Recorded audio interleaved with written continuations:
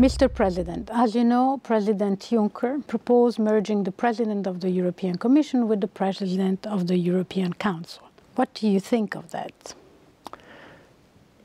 My first reaction was, let's focus on the content and not so much on procedures, institutions. That was my first reaction. And because in Europe it's often some kind of escape route. If you have no solution on substance, then you create a new job or you invent a new institution. That's the reason why I was skeptical about this. It sounds too much, let's call it Brussels-like.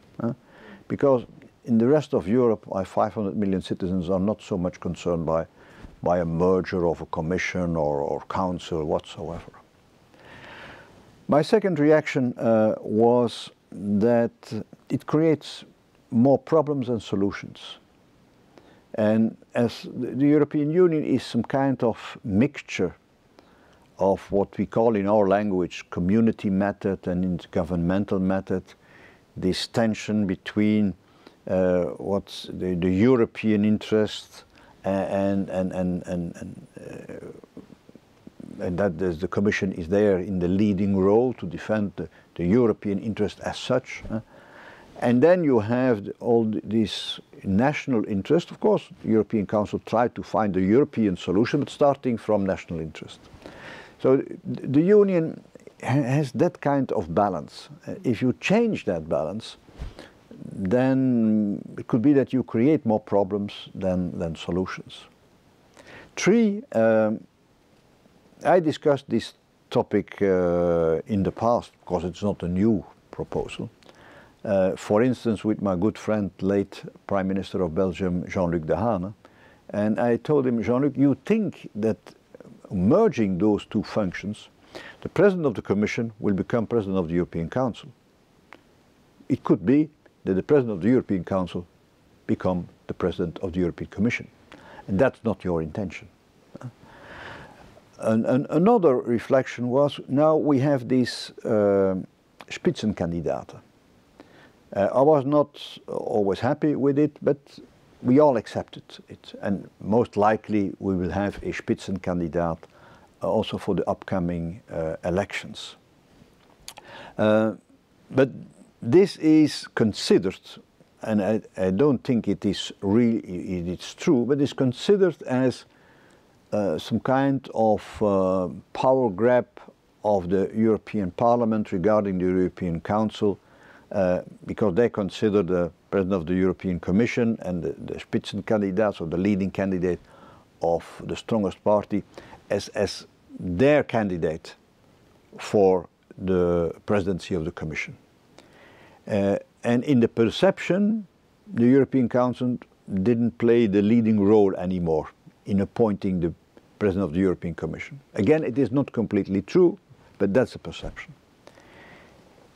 If now the President of the Commission will become President of the Council, the heads of state of government will have the impression that they have no role to play anymore in the designation of their own president. They had already to accept the President of the Commission, candidate, so to speak, of the Parliament, and now they are, the chairman of their own meeting is imposed also indirectly by the Parliament.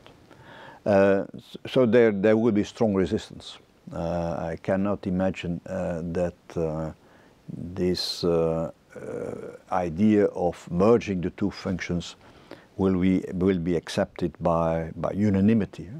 Of course, there are also legal problems, because the President of the European Council has only 2 mandates. It is once renewable.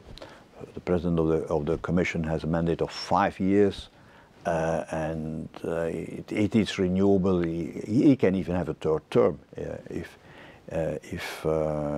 he gets the sufficient majority in the Parliament. You can do it apparently within the treaties. Still, there are legal obstacles. But my last argument against the idea, so to speak, is that you create then a single function with one person embodying, so to speak, the European Union. But if he sticks to the current competences that the President of the Commission has and that the President of the European Council has, then you are raising expectations, and with the current competences you cannot deliver. So I think it will end up in disappointment, democratic disappointment. And then we have to be very careful because there is already malaise in our societies.